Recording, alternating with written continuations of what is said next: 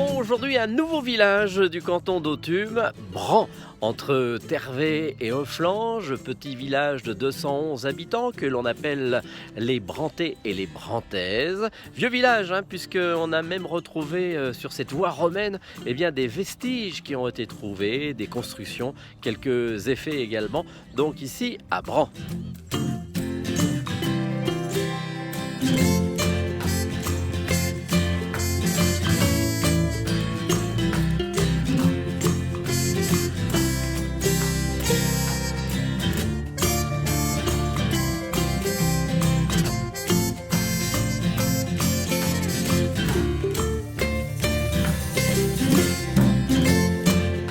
Même si Bran est un vieux village situé sur une voie romaine, c'est surtout à partir du XIIe siècle que l'histoire de Bran commence à présenter quelques certitudes, avec notamment les chevaliers de Bran. Et derrière moi, la belle mairie de Bran, qui était aussi à une époque une école.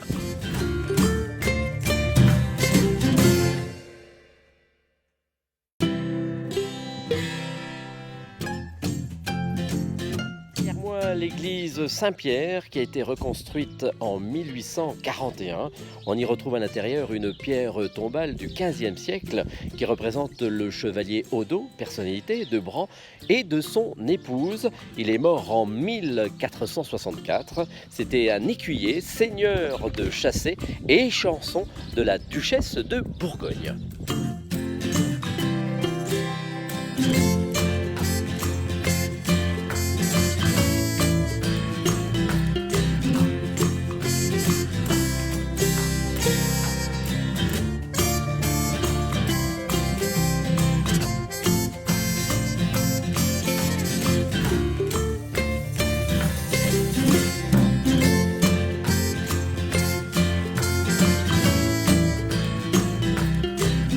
Nous sommes devant le château de Bran qui date du XVIe siècle, reconstruit sur une ancienne forteresse améliorée au XVIIIe ainsi qu'au XIXe siècle, avec une très belle grille et une pièce à l'intérieur est même classée monument historique depuis 2007.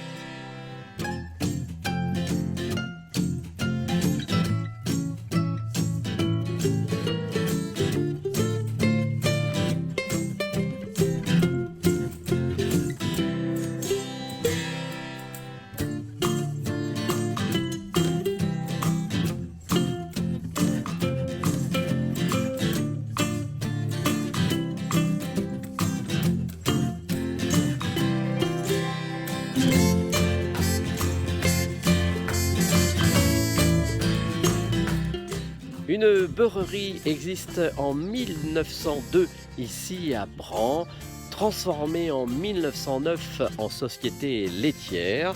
Et puis ensuite, en 1941, Georges Roy, fromager à Tervé depuis 1930, a acheté ici des terres et une maison qui se trouve donc derrière moi, qui existait ici depuis 1785, qui a été un ancien relais de la poste et une auberge.